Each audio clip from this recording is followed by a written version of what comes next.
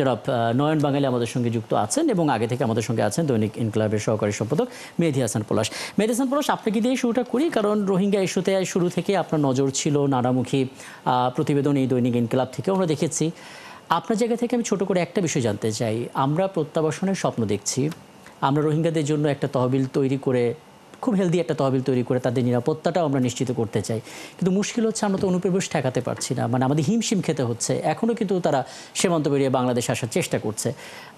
প্রত্যাবাসন এবং অনুপ্রবেশ ঠেকানো দুটো সমান্তরালে বাংলাদেশ কতটা পারছে, এবং আমরা আসলে কিভাবে প্রত্যাবাসনের স্বপ্নটা দেখছি যখন আমরা অনুপ্রবেশ ঠেকাতে পারছি না? ধন্যবাদ আপনাকে। আমি আপনার শেষ কথা দিয়ে যদি শুরু করি, আমরা প্রত্যাবাসনের স্বপ্নই দেখি না। হ্যাঁ, কারণ আপনি দেখেন আমাদের জাতিসংঘে আমাদের প্রধান উপদেষ্টা যে ভাষণ দিলেন, তার যে বেশ অনেকখানি বক্তব্য রেখেছেন, তার বক্তব্যের বেশ খানিকটা স্থান ছিল রোহিঙ্গা নিয়ে। তার মানে বক্তব্যের প্রধান ফোকাসটা ছিল রোহিঙ্গাদের মানে যে আর্থিক সহযোগিতা, সেটা যেন বৈদেশিক সহযোগিতা সেটা যেন মানে কমে না যায়, কমে গেলে কি ধরনের সমস্যা হতে পারে সেই বিষয়টা নিয়ে। কিন্তু আমাদের মেইন ফোকাস হওয়া উচিত ছিল রোহিঙ্গাদেরকে আমরা কিভাবে ফিরিয়ে দেব, কত দ্রুত ফিরিয়ে দেব, সে ব্যাপারে বাংলাদেশের কি পরিকল্পনা সেটা বলা, এবং সে ব্যাপারে জাতিসংঘের কাছে বা সারা বিশ্বের কাছে সহযোগিতা চাওয়া যে আমরা এই ধরনের একটা পরিকল্পনা করেছি, এই পরিকল্পনা অনুযায়ী রোহিঙ্গাদেরকে। আসলে আমাদের প্রধান সমস্যাটা কি, আমরা রোহিঙ্গা সমস্যাটাকে দেখি এনজিওরা যেভাবে দেখে সেভাবে। আমাদের প্রধান উপদেষ্টার যে বক্তব্যটা, আমি সেই বক্তব্যটাকেও আমি বেশ সুন্দর করে পড়েছি, কয়েকবার পড়েছি। এটা বেসিক্যালি মানে এনজিওদের বক্তব্যের একটা ভার্সন। তিনি দেখেন, আমি আপনাকে একটু বলি, উনি বলছেন যে ওইখানে তাদেরকে অধিকার দিতে হবে, তাদের নিশ্চিত করতে হবে, এইটা আমাদের ভাবনা হওয়া উচিত না। কারণ আমরা যখন এটা বলছি, আমি যখন এটা বলি তখন তারা বলে যে আমাদেরকে এইটা না দিলে আমরা যাব না। কেন? এটা কি তার দেশ? এই কথাটা তো তিনি বলতে পারেন না, তাকে তো যেতে হবে। আমরা কিন্তু তাদের ওই সুযোগটা করে দিচ্ছি। আপনি যেটা প্রশ্ন করলেন সর্বশেষ, আপনি দেখেন আজকে যেটা এসছে, আপনি থাইল্যান্ড ভিত্তিক যে মিয়ানমারের একটা সংবাদ সংস্থা আছে ইরাবতী.com, সেই ইরাবতী.com-এ আপনার মিয়ানমারের যে আরাকান আর্মির যিনি প্রধান, হ্যাঁ, জেনারেল, তিনি বলেছেন, পরিষ্কার ভাষায় কিছু কথা বলেছেন। তিনি প্রথমত বলেছেন যে রাখাইনে যে এখন আরাকান আর্মির উপরে যে হামলা হচ্ছে, সেই হামলার জন্য আরসাকে দায়ী করেছেন, এবং তার সাথে বলেছেন বাংলাদেশের মানে নিরাপত্তা বাহিনীর কিছু লোক তাকে উস্কানি দিচ্ছে। এই যে পরিষ্কার একটা অবস্থান, কিন্তু আজ পর্যন্ত শুরু থেকে আজ পর্যন্ত মিয়ানমারে রোহিঙ্গাদের উপরে যে অত্যাচার হয়েছে, তাতে জান্তা যা করেছে তার থেকে বেশি করেছে ওখানকার রাখাইনরা। এবং ধরেন 1 বছর আগে তো ওখানে নিয়ন্ত্রণটা আরাকান আর্মি নিয়ে নিয়েছে। তো আরাকান আর্মির নিয়ে নেওয়ার পরেও কিন্তু এইটা বন্ধ হয়নি। কিন্তু আপনি কোথাও দেখেছেন বাংলাদেশ সরকার বলেছে যে আরাকান আর্মি এখন ওখানে নির্যাতন করছে রোহিঙ্গাদের উপরে? বলে না।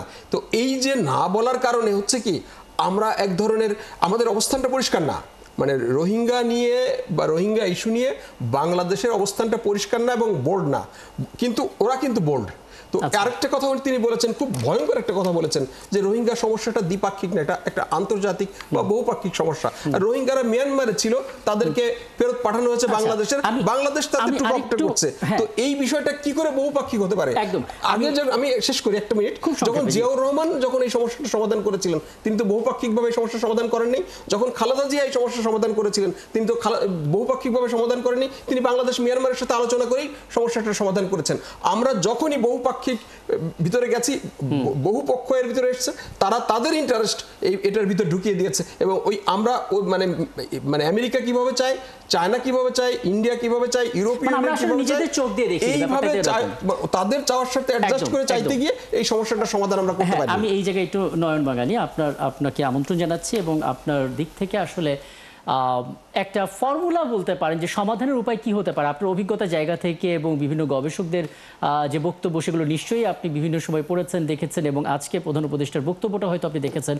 আমরা একটা শান্তিপূর্ণ সমাধান চাই, মুশকিল হচ্ছে এখনও অনুপ্রবেশ ঠেকাতে হচ্ছে। ওদিকে এটা বলা হচ্ছে যে এখানে অনেকগুলো স্টেক হোল্ডার আছে, অনেক দেশ রয়েছে যাদের স্বার্থ মিয়ানমারের সঙ্গে জড়িত, কাজে এই দ্বিপাক্ষিক নেগোসিয়েশনের মধ্যে সমাধান হবে এমনটা ভাবার কারণ নেই। অন্যান্য দেশগুলোর সঙ্গেও এখানে অনবোর্ড করতে হবে। আপনার জায়গা থেকে কি মনে হয়, প্রত্যাবাসনের যে স্বপ্ন আমরা দেখছি, কথা যে বলছি, কত দূর আসলে, কোথায় কাজ করতে হবে? ধন্যবাদ আপনাকে এবং ৭১ টেলিভিশনকে আমাকে আমন্ত্রণ জানানোর জন্য। প্রথমেই মনে রাখতে হবে, যেহেতু আমরা আলোচনা করছিলাম জাতিসংঘ অধিবেশনে আমাদের অন্তর্বর্তীকালীন সরকারের প্রধান উপদেষ্টা ডক্টর মোহাম্মদ ইউনূসের বক্তব্য এবং ভাষণের উপরই আলোচনাটা। মানে বুঝতে হবে আমাদের আগেই যে ডক্টর মোহাম্মদ ইউনূস কি এই মুহূর্তে অ্যাজ এ গ্লোবাল লিডার হিসেবে উনার ফোকাস এরিয়া কি খুব রোহিঙ্গার মধ্যে রেখেছেন কিনা, এটি অনেক বক্তব্যের মধ্যে উনি একটি প্রসঙ্গ এনেছেন। অনেক অবশ্যই এটা গুরুত্বপূর্ণ একটা বিষয় বাংলাদেশের স্বার্থে এবং বাংলাদেশের জন্য, কিন্তু আমার কাছে বারবার মনে হয়েছে যে উনি ফেব্রুয়ারি নির্বাচন এবং গণতন্ত্রের রূপান্তরের কথাটাই উনি বারবার যেন প্রত্যেকটি সেশনে এবং প্রত্যেকটি জায়গায় বলে উনার অবস্থানটা পরিষ্কার করতে চাচ্ছেন যে উনি বাংলাদেশে একটি গণতন্ত্র প্রতিষ্ঠা করার জন্য একটি বড় ধরনের নেতৃত্ব এবং বড় ধরনের রূপান্তর নিয়ে আসার চেষ্টা করছেন।